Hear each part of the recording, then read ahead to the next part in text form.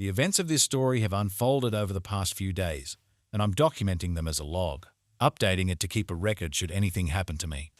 My wife and I recently moved to a hot southern state for several reasons, one of which was to find the right climate for our pet sulcata tortoise to live outdoors. I got my sulcata when I was just 18 years old, raising him to the size of an egg. He literally arrived at my house in a Tupperware container like the kind you'd use to take soup to go from a restaurant. He grew up alongside me into my 30s, was a part of my wedding party, and now, at 60 pounds and 18 inches wide, he was living the dream in a house my wife and I chose with a courtyard suited just for him. Then, one day, I came home from work, and, as usual, the first thing I did was water my plants because we're currently in a drought. I noticed a bunch of them had been nibbled on, some eaten completely. It didn't bother me much. I figured it was just a deer, and I like having deer nearby. There's a huge abandoned golf course in the neighborhood with all kinds of critters. I moved on to the backyard to water there and work on a few ongoing landscape projects, all before even setting foot in the house. My wife came home and stormed into the backyard. "Where is our tortoise?" That's when I realized it wasn't deer that ate those plants. I frantically rushed into the courtyard. The tortoise was gone, and the wrought iron gate had been broken. He used his strength to break the lower hinge off the concrete, pushing himself under the massive, heavy gate to snack on the tasty plants on the other side. They were strong, I knew that, but not that strong. In an attempt to find him, we drove around the neighborhood all evening long, my truck's LED lights blazing into people's yards. The neighbors must have thought we were a UFO flying by inside, our headlights lighting up the entire house. We then walked the neighborhood, and I noticed a path of grass laid down at the house across the street, with remnants of him nibbling on it and his poop. To annoy our neighbors even more, we hung up flyers and signage the following day and stuffed flyers in neighbors' mailboxes. That day, a neighbor called and said they had taken videos and photos of our tortoise. Apparently, a bunch of neighbors got together to photograph him, thinking he was a native species literally from Africa. My neighbor told me she let him wander off into the abandoned golf course because there are ponds there and turtles like to swim. To make matters worse, this all happened a block over while I was watering my plants. They were photographing my tortoise. It was getting late, so my wife and I walked the neighborhood again, planning to explore this golf course we never even knew we could access the next day. We set out down an access path with our two dogs, husky shepherd collie mutts, hoping they'd smell their old friend. The path runs between two houses and puts you right in the middle of people's backyards. I'd hate to live there, who knows? Anybody can show up in your backyard. Of course, there were people sitting out in their backyards as we began to snoop around. The path leads onto the golf course, but I walked the edge of these people's yards first, apologizing and explaining our situation to hopefully recruit a few extra eyes. We ran into a young couple with some kids playing on a trampoline. At first, the husband was confrontational, which wasn't unexpected since we had just shown up in his yard with our two dogs. I explained the situation, and his demeanor changed. However, he warned us about a homeless man in the park. He said the previous day, a homeless man had tried to fight him, but he just left and called the cops because he was out walking with his kids. He noted that he would have fought him if his wife and kids weren't with him. It seemed like he was trying to scare us off from walking around his yard, but I told him, the more we all walk around this park, the less likely homeless people will want to stick around. We crossed into the main part of the golf course, going over a bridge and a wooded creek, emerging into a big fairway that had grown into a grassy meadow with sporadic live oak trees. A concrete path looped up ahead of the creek, then back down to the tree line to cross another bridge into the next section, which was right near the neighbor's house where the tortoise was last seen. As we walked up the fairway, we saw some picnic benches, and a man dressed in black shorts was walking over to one of them. He was probably 5'9" and wearing a backpack. I couldn't help but wonder if this was the homeless man we had been warned about. My heart was pounding as we approached. The dogs were sniffing around, hopefully picking up the scent of our tortoise. I called out to the man, explaining our situation and asking if he'd seen a tortoise wandering around. To my surprise, he nodded and pointed further down the fairway. "I saw a big tortoise heading that way yesterday," he said. "It looked like it was enjoying the grass." Thanking him, we hurried in the direction he indicated. The sun was starting to set, casting long shadows across the meadow. My wife and I called out for our tortoise, and our dogs led the way, noses to the ground. As we neared the end of the fairway, we finally spotted him. There he was, munching contentedly on some grass near a patch of trees. Relief washed over me, and I rushed forward to scoop him up. He seemed unfazed by his adventure, looking at me with his usual calm expression.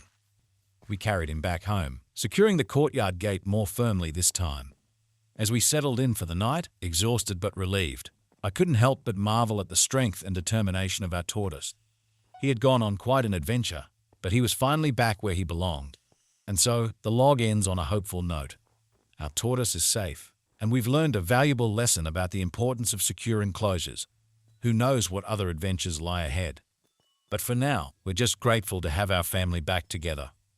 My wife and I were walking our dogs up the path, scanning the area for any signs of our tortoise. The path inevitably looped over in the direction of the picnic tables. As we walked, I started to hear this noise, like a very loud bird. It was such a strong sound that it shook you to your core. My wife whispered, "Oh my God, I think that's the homeless man they were talking about." "Who?" I asked, confused. The only other person around was the guy in the black shorts with the bag. "There's just no way." I trailed off. Looking over, the man was about 500 yards away. I could make out his long, shaggy hair as he violently paced around the picnic bench like an animal guarding its turf. He would stop pacing for a second, then make this god-awful noise. It wasn't a sound you would expect from a human throat.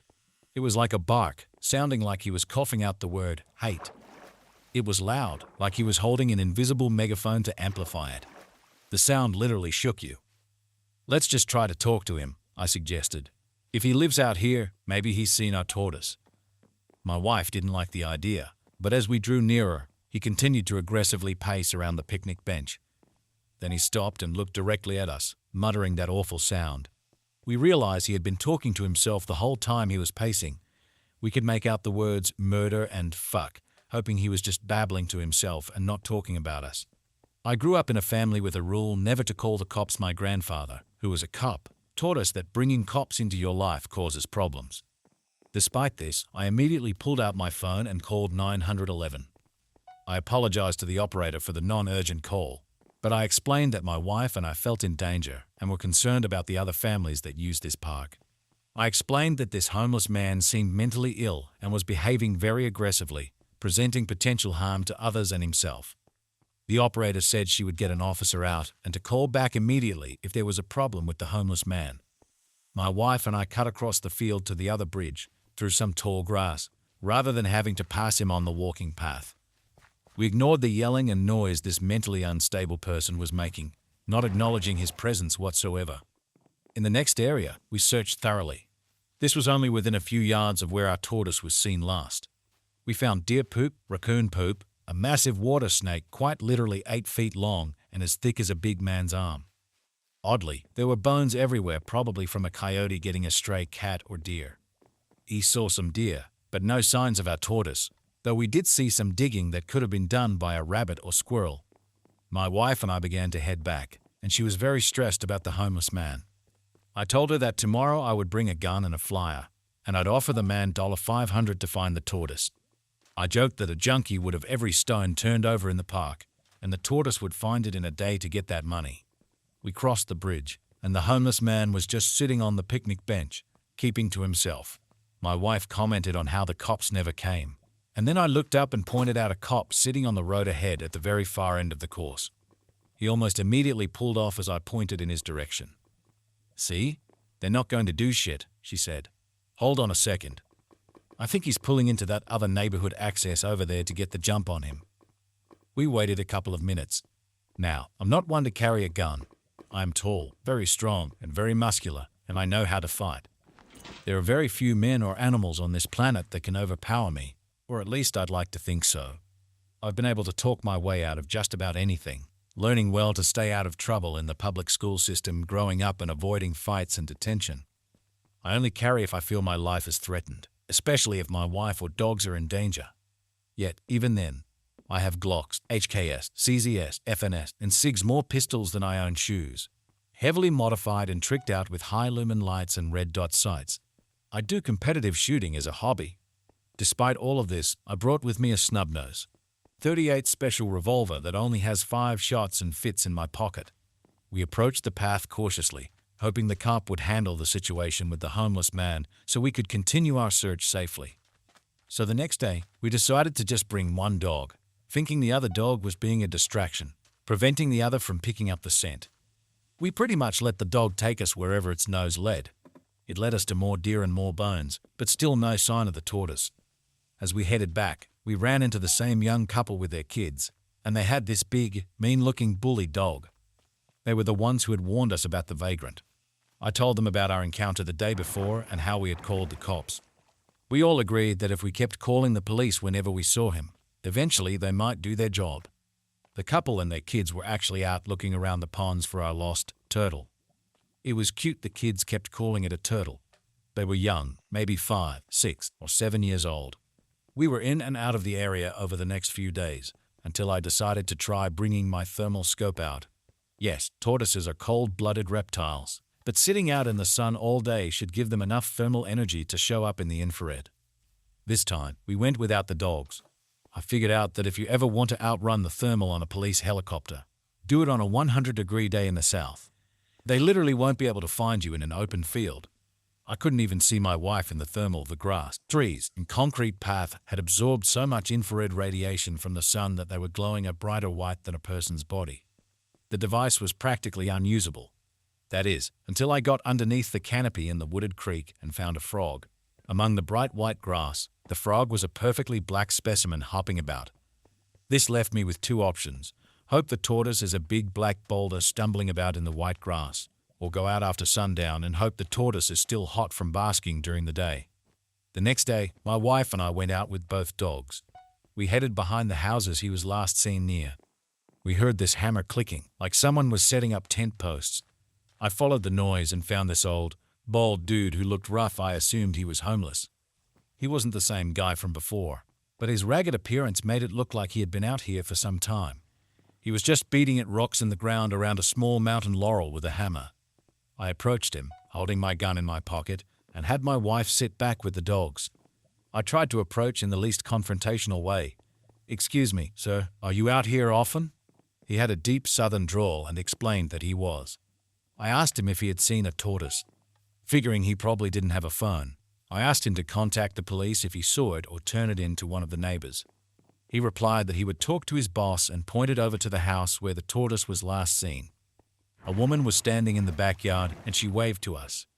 The man went back to whittling at the rocks with his little hammer. "Hey, you too. So sorry about your turtle." This unknown woman approached us like she'd known us for years.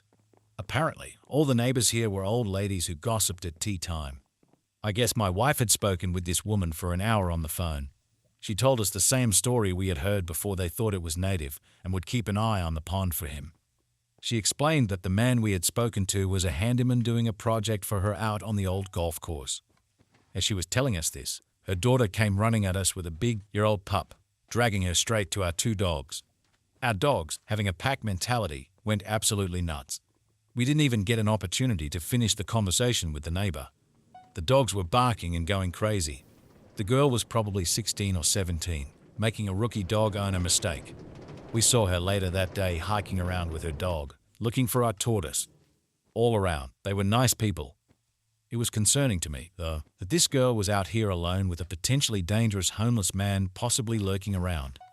The heat really took it out of us.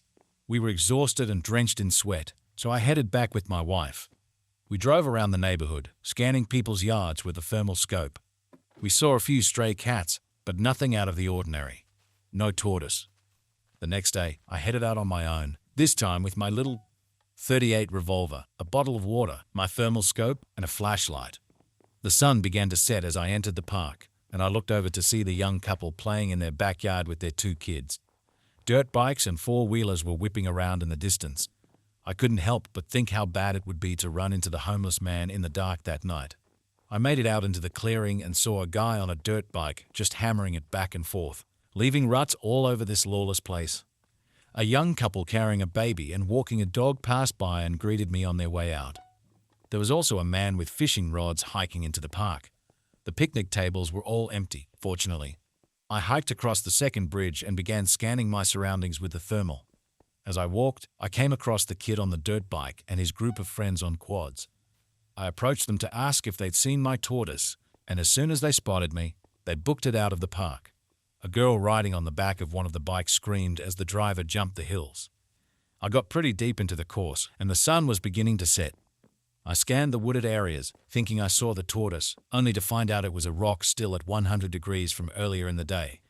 I saw some deer pass by and then jumped as I heard the jingle of a dog's collar right behind me. A woman in her late 20s or early 30s came up on me out of nowhere. I awkwardly said hello, standing there drenched in sweat with a fanny pack, cowboy hat, and $6,000 thermal imaging device in my hands. I also didn't have my wedding ring on due to the swelling caused by the heat. It wasn't quite dark yet, and I wanted to ask if she'd seen my tortoise, but I didn't want to make her feel uncomfortable. I was sure she was just as startled by running into a strange man alone in the woods. I did the natural thing and pulled out my phone, pretending I was doing something on it and totally not looking around people's backyards with a thermal imaging device. I walked off in a random direction, texting my wife about how this woman was probably going to go on Reddit and write about a human trafficker she ran into in the woods. The sun had set, and the thermal was amazing. I could see all these birds in the trees and a herd of deer grazing about. I scanned the brush and could see right through it. Of course, there was that impending thought, what if I scanned the bush and there was a humanoid figure just standing there staring at me? I just had this feeling that I was being watched. I truly hoped I didn't see someone in those bushes. This was the kind of stuff I feared, not the pumas, rattlesnakes, gators, scorpions, or rabid stray dogs. I continued to scan around with a thermal and saw something smaller moving around in the thicket. Could this be him? It was a rabbit, and as he made his way along, a whole group made their way out of the bushes. I crossed the bridge into the large stretch of fairway, scanning the brush along the edge of the creek. Is that a person? I quickly turned back to this humanoid figure. I zoomed in. There was a backpack. My stomach dropped. The person waved their hands above their head as if to throw something forward. I pondered what this might be. After a few minutes of observing this strange person, they shone a light in my direction. I realized they weren't some serial killers and that I was actually the creep standing on top of a hill in the dark, spying on someone who was fishing. The next night, I headed out late. It was already dark. My wife was in bed. It was 10 p.m. on a work night. I had a backpack with me, a bottle of water, a knife, my .38 Special, and a PVS 14 night vision device with a helmet to mount it on, as well as my thermal scope. I walked down the street to the entrance of the course between the two houses. Rather ominously, the house light at the entrance was flickering on and off, and the other neighboring house was dark, creating this strobe effect as I entered the course. The house next door smelled like cigarettes. The lights were on in the back by the pool, but the owner must have just finished their smoke and gone back inside. The patio was empty. I looked around the course. I really didn't even need night vision. The moon lit things up so well that I could see quite far around me. I hiked across the bridge and stopped on the other side in a nice, clear spot illuminated by the moon on the pathway. I opened up my bag to set up my night vision helmet and put it on. I turn it on and look around. This was great. It was almost as clear as day out. With the moon so bright, I didn't even need the eye illuminator. I could see very far out, and everything was very clear. I scanned a bit from where I was standing, but I didn't hesitate to pull out my thermal. I decided to hold it up to my other eye and cross-reference both the thermal and night vision so they could almost impose on one another in my brain. I tried walking around, but my depth perception was totally screwed up doing this. Being in knee-high grass with snakes, I decided to just stick with the night vision for moving and use the thermal for scanning. Moving around, I saw some deer across the way on the move. Then I came across something unusual. Something was sort of hanging around funny on this live oak tree up ahead. It looked like a worm wriggling about. I zoomed in on it, seeing a strange object just flailing around. I meandered around it to get a better angle. It wasn't something in the tree. It was in the middle of this dark field. As I zoomed in more, I made out what it was. It appeared to be a man pacing back and forth in the dark, flailing his hands in the air wildly. The best way to describe it was like one of those wacky, wavy inflatable arm things they put up at car dealerships. Rapid, all over the place, and distorted. The human anatomy doesn't allow arms to bend like that. There was no way.